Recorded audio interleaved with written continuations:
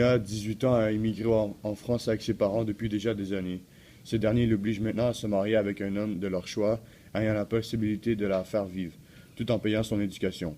Elle se voit menacée de devoir quitter l'école si elle venait à refuser une union avec cet homme. Quels sont vos sentiments par rapport à la situation? Ben moi, si j'étais Dounia, je me sentirais coincé, sans issue, puis désespéré parce que, tu vois, je ne serais pas avec la personne que j'aime, mais tout ça pour de l'argent, puis pour que j'aille à l'école. Ok, croyez-vous que ce mariage devrait avoir lieu? Non, parce que un mariage, c'est pour prouver une amour puis une union. C'est pas juste pour de l'argent, alors. Je pense que ça devrait se faire de manière honnête, puis pour des raisons d'amour et non pour de l'argent. Ndeye, une Africaine de 26 ans célibataire, sans enfant et vivant seule, fait la honte de sa famille. Ses parents décident donc de la marier au premier venu, un divorcé de 45 ans. La dot n'est pas ce qui importe, mais la réputation de la famille qui est en péril. Quels sont vos sentiments par rapport à la situation? La colère parce qu'elle est grande et elle ne peut pas décider de son propre destin. Puis aussi, c'est ça. Pour moi, c'est la colère. Comment auriez-vous réagi à la place de cette personne? Si j'étais elle, je ne me serais pas mariée avec l'homme de 45 ans. Croyez-vous que ce mariage devrait avoir lieu?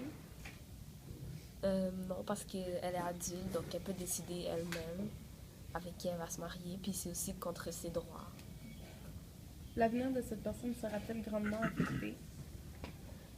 Oui, parce qu'elle aura sûrement des enfants avec, donc elle va devoir rester avec le monsieur pour le reste de sa vie. Et elle pourrait aussi se faire maltraiter. Quels sont les points positifs et négatifs de ce mariage? Ce qui est positif, c'est qu'elle va honorer sa famille. Puis ce qui est négatif, c'est qu'elle pourrait se faire maltraiter et aussi violer. Ouais, c'est bon.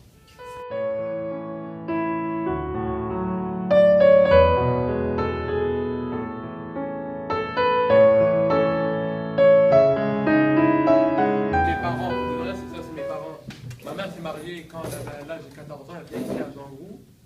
Puis elle a eu sa première fille avec mon père, elle avait 15 ans, fait qu'elle est obligée de laisser les études. Puis mon père avait, je pense, 23 quand ma mère avait 14. Puis genre aujourd'hui, moi je suis le sixième. J'ai 17, je suis le sixième. J'ai 5 plus vieux que moi. Genre, elle a eu ma première sœur, elle avait 15. Puis là aujourd'hui, c'était comme s'il y avait genre... comment vous...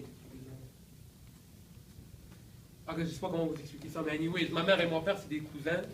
Et la seule raison pourquoi ils se sont mariés, c'est parce qu'ils n'avaient pas le même sang. Parce que s'ils avaient le même sang, ils n'auraient pas pu se marier. Sinon, ça aurait donné des enfants, je pense, un petit peu pas bien. Puis... Est-ce qu'aujourd'hui, tes parents sont heureux? Ils sont très heureux. Ils sont très heureux.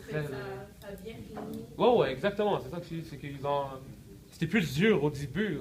C'est comme ma mère avait 14 ans, puis tout. Elle ne sait pas vraiment c'est quoi qui se passe, mais avec le temps, tu sais, elle vieillit, puis tout. Puis genre, mon père faisait tout pour qu'elle soit heureuse.